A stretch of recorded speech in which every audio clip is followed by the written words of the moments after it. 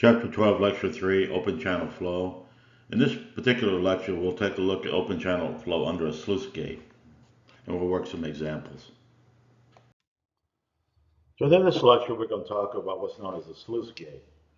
A sluice gate is a type of underflow gate that is often used to regulate the discharge of liquid from a reservoir into a channel. As shown in the diagram here, you have a dam, and you have behind the dam is obviously the lake. And you're going to release water from the dam and downstream, and that's used as form what's known as a sluice gate, because you can raise this gate and control the discharge of water. To study the flow from a sluice gate, we will neglect friction losses to the gate, assume we have steady flow of an ideal fluid. Then we can apply Bernoulli's equation on the streamline between point 1 and point 2, as shown in the diagram below, where the flow is steady and there's an average velocity of V2 in region 2. So here, we can write down Bernoulli's equation. The pressure at 1 is atmospheric, which is the same as at 2. So we're just going to set both of those to 0. The velocity at 1 is very small. We'll say it's relative to the velocity of 2. So we'll set V1 is equal to 0. So we're only left with 3 terms, Y1, V2, and Y2. So continuing from the previous slide, we had developed the following equation. Y1 is equal to V2 squared over 2G plus Y2. Now, let's suppose we have a rectangular channel having a width b, small b. Then to obtain the flow per unit width, small q is equal to big Q divided by b. As a function of depth, we can use the fact that small q is equal to V2 times Y2 and substitute in the equation above for the V2. Doing that, we find that we can write Y1 as the following equation, and we can solve this for Q and find that Q is equal to the following relationship.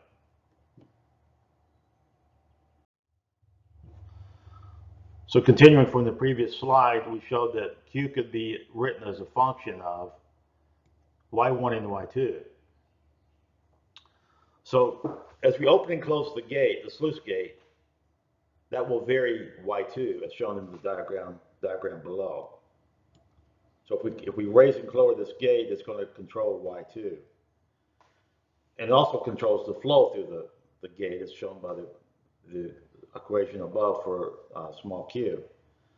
Let's see if we can find when the maximum flow can be obtained. We're going to do that by taking the partial derivative of q with respect to Y2 and setting that equal to 0. When you take the derivative and you solve, you find that the maximum flow rate occurs when Y2 is equal to 2/3 of Y1. When Y2 is at this critical depth, then the maximum flow rate per unit width is determined. So we can substitute back in. Here we have the equation from before. We took a derivative of this with respect to partial derivative of Q with respect to Y2. We found that the flow was maximum when Y2 was equal to 2/3 Y1. If we substitute Y2 back in to that equation 1213, we can find the maximum flow rate, Q max, is given by the following relationship.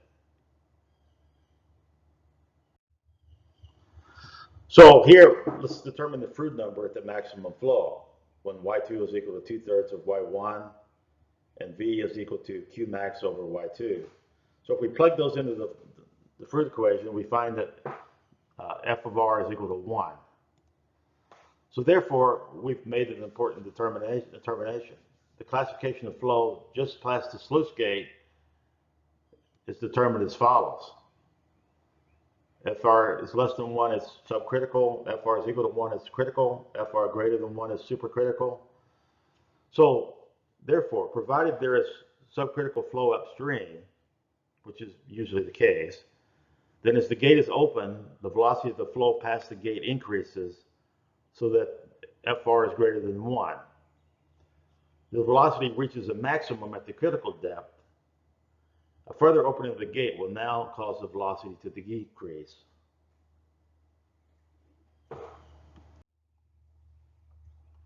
So let's apply these equations to a couple of problems. So here, in example 12.6, we have a sluice gate that's used to control the flow of water from a large reservoir that has a depth of 6 meters. Determine the maximum flow rate that can occur through the channel and its associated depth of flow. So the maximum flow rate occurs at the critical depth, which is determined by equation 12.14. Y2 is equal to 2/3 of Y1. So we can calculate the critical depth as 4 meters. We can plug in and calculate the maximum flow rate, Q max, which is small q max times B, and find that Q max is 100 cubic meters per second. And as expected, the Froude number is 1. You can plug that in and calculate it. But again, we showed in general that at the critical depth, the Froude number is equal to 1, so it shouldn't surprise us that it's equal to 1. So let's look at another example, example 12.7. So here we have a flow in an 8-foot wide channel. It's controlled by a sluice gate again. It's partially open, so it's at the depth of the water near the gate is 4 meters. Y1 is 4 meters. And the mean velocity there is 1.25 feet per second. Determine the depth of the water far upstream, where it's essentially at rest. And also find its depth downstream from the gate where the outflow occurs.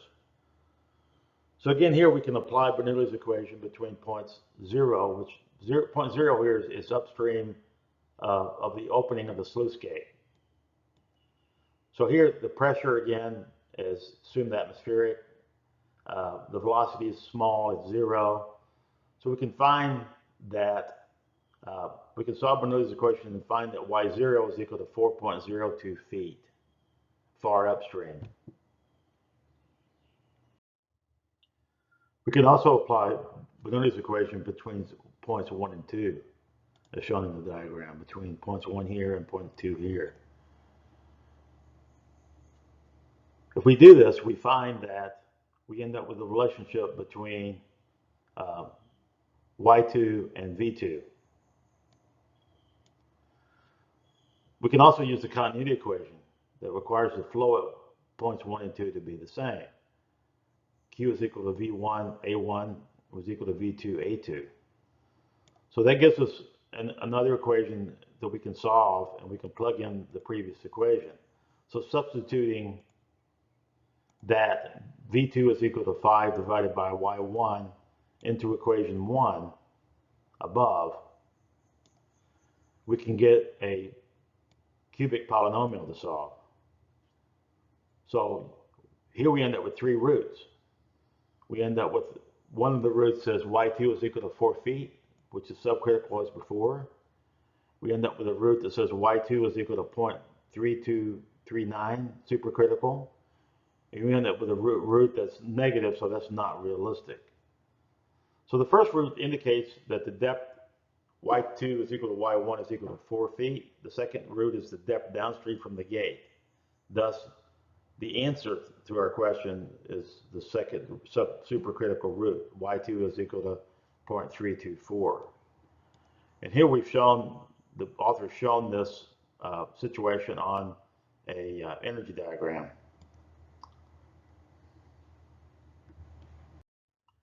The specific energy for the flow can be determined using either points 0, 1, or 2, since the bed elevation of the channel is constant and friction is being ignored.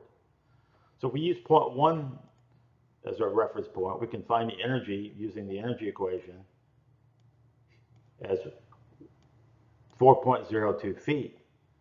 And again, we've shown a plot of that here in the lower right-hand corner, where you can calculate for the value is at 4 feet for Y2, the energy is 4.02 feet. We can determine the critical depth is 2/3 of Y0 and calculate that to be 2.68 feet. Again, that's shown in the diagram. That's where the nose is. The energy at the critical depth is 2.74 feet. We can calculate that value as well. So as noted, subcritical flow occurs upstream near the gate, and supercritical flow occurs downstream.